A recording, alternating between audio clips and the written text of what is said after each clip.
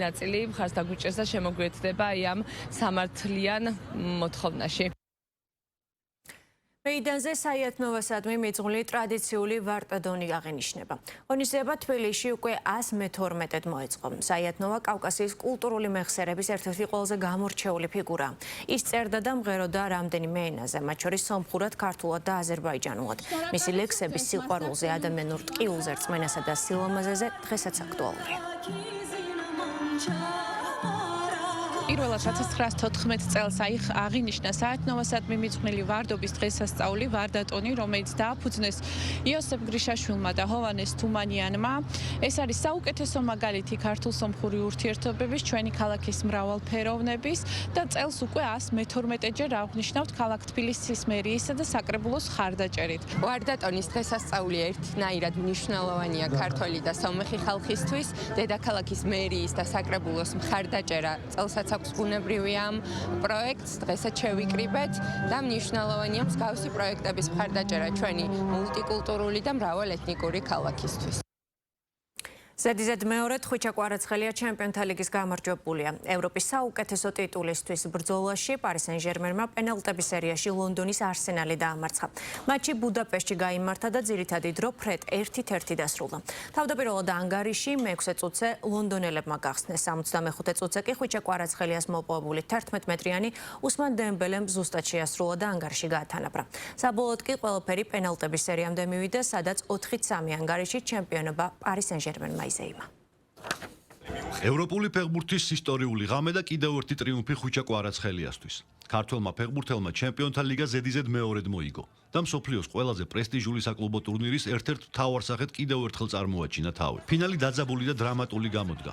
არსენალი სწრაფად გავიდა წინ კაი ჰავერცის გოლით, თუმცა მეორე ტაიმში თამაშის ერთ-ერთი გარდამტეხი მომენტი სწორედ ხვიჩა კვარაცხელიას სახელს დაუკავშირდა. ქართველმა შემტევმა საჯარიმოში პენალტი მოიპოვა, რომელიც უსმან დემბელემ გოლად აქცია და პარი სენ-ჟერმენი თამაში დააბრუნა. საბოლოოდ პენალტების სერიაში პარიზელებმა გამარჯვებისთვის საჭირო სიმტკიცე გამოავლინეს და ჩემპიონთა ლიგის თასი კიდევ ერთხელ აღმართეს.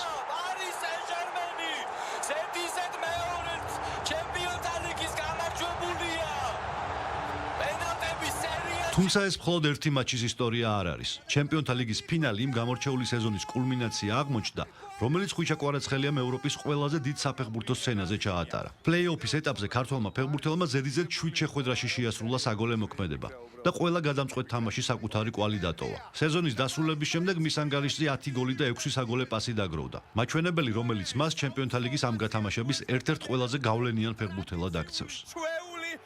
მორიგი ფინალი, მორიგი медალი და კიდევ ერთი ჩემპიონთა ლიგის თასი ქართველი ფეხბურთელის ხელში. ტრიუმფის შემდეგ ხვიჩა კვარაცხელიამ ემოციების დამალვა ვერ შეძლო. მისი თქმით, გუნდი ურთულესი სეზონის შემდეგ კვლავ ევროპის მწვერვალზე ავიდა. იმ ემოციების აღწერა, რასაც ახლა უგრძნობ, ძალიან რთულია. ვამაყობ, რომ ამ გუნდის ნაწილი ვარ. შესანიშნავი სამუშაო შევასრულეთ. ძალიან რთული სეზონი გვქონდა, მაგრამ ყველას ვანახეთ, რომ ყველაფრის მიღწევა შეგვიძლია. დღეს კი ჩემპიონთა ლიგა ზედიზედ მეორედ მოვიგეთ. ამით ძალიან ვამაყობთ. რა იყო გამარჯვების გასაღები? რა თქმა უნდა, პენალტების სერიაში გარკვეული იღბალით საჭიროა, მაგრამ მხოლოდ ეს არ კმარა. პენალტებზეც უნდა იმუშაო და ჩვენ სწორედ ეს გავაკეთეთ. ვფიქრობ, ეს გამარჯვება დავიმსახურეთ. სენ-ჟერმენის ტრიუმფი განსაკუთრებულად პარიზში იზეიმეს. 10,000-ობით გულშემატკივარი ქალაქის ქუჩებში გამოვიდა, რათა კიდევ ერთხელ აღენიშნა ევროპის ყველაზე დიდი საკლუბო ტურნირის მოგება. გამარჯვებას მალევე მოჰყვა გამოხმაურებები მსოფლიოს სხვადასხვა ქვეყნიდან. სოციალური ქსელები ხვიჩა კვარაცხელიას მისალოცი შეტყობინებებით აივსო. ჩემპიონთა ლიგის დასრულების შემდეგ სპეციალისტები უკვე საუბრობენ სეზონის საუკეთესო ფეხბურთელის ჯილდოზეც, რომლის ერთ-ერთ მთავარ კანდიდატად ხვიჩა კვარაცხელია სახელდება. ქართველი ფეხბურთელი ტურნირს 10 გოლით, 6 საგოლე პასით და ჩემპიონობით ასრულებს. ფეხბურთში და საერთოდ ადამიანს თუ იცნება აქვს ყოველთვის გაკეთება შეუძლია და რა ვიცი ბედნიერი ვარ რომ ღმერთმა მომცა მის საშუალება რომ დღეს ყოველ სიტუაციაში და იმედია რომ კიდევ ბევრი ქართველი იქნება იგივეს განიცდის, იმიტომ რომ იმდენად კარგი გრძნობაა რომ ყველას უსურვო ეს გრძნობა ერთხელ მაინც განიცადება. Чи можно на русском эмоции какие у тебя были все-таки ты такой тренер и кто что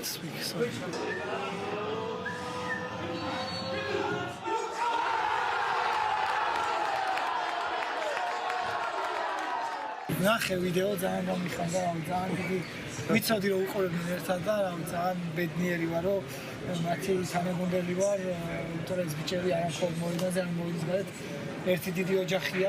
როცა ჩემპიონთა ლიგის ყველაზე მნიშვნელოვანი მატჩების დრო დგება, ხვიჩა კვარაცხელია ყოველთვის მთავარი მოვლენების ცენტრშია. ასე იყო წელსაც 10 გოლი, 6 საგოლე პასი და კიდევ ერთი თასი ევროპის ყველაზე პრესტიჟული საკლუბო ტურნირიდან.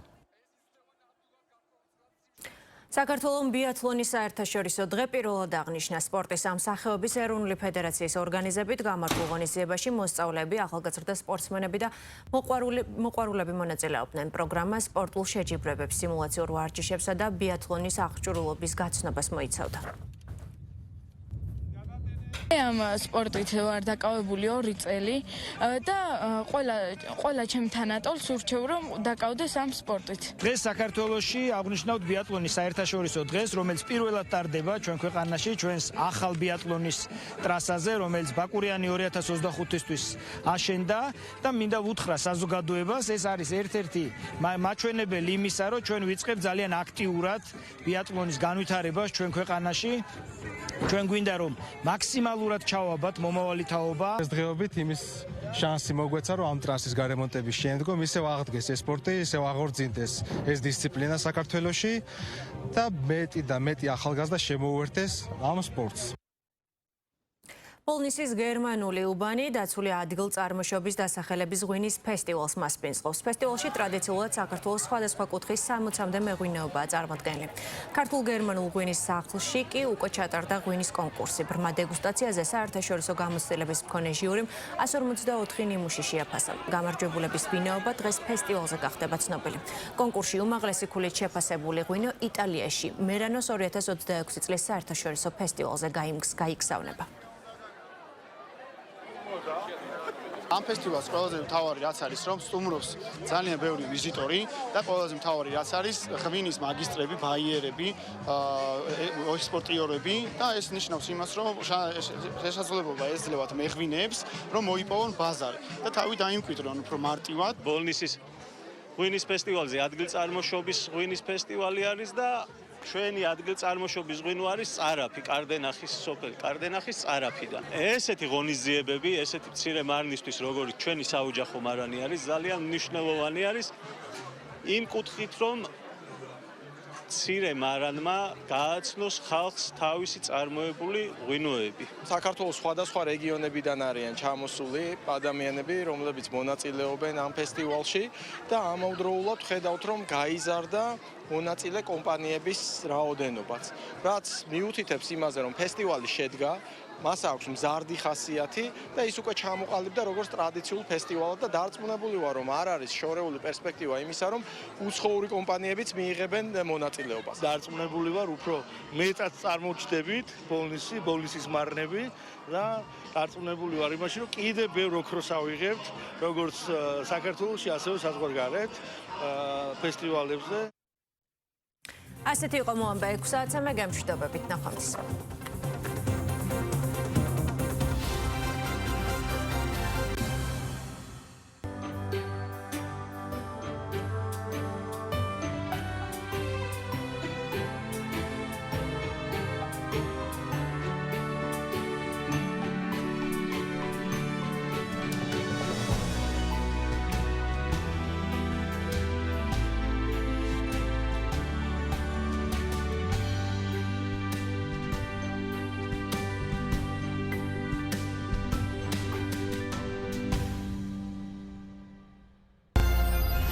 პირველ არხზე შენ შეგიძლია მოიგო 100,000. თითქოს ეს სამი პასუხი იმდენად ყვირის, ასე ვთქვათ, და გამოსარიცხია, რომ დავითი შეწყვეტილ თამაშს აგრძელებს.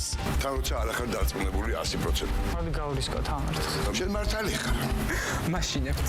ალექსი მოგებული თანხით მოგზაურობაზე ოცნებობს. მე არ ვიცი. არა, ვითომ ეგრე მაქვს საქმე. შემიძლია გითხრათ, რომ ამაზე ზუსტი პასუხი არ მაქვს. ვიყენებ დარბაზის დახმარებას. ეს წესით მე უფრო უნდა მახსოვდეს, იმდენჯერ შემხვედრია. პირას 22 საათზე.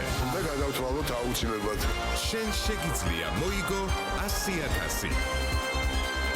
შენი ინტელექტი, შენი სიმდიდრეა. ნაწილი მხარს დაგვიჭერს და შემოგვიერთდება აი ამ სამართლიან მოთხოვნაში.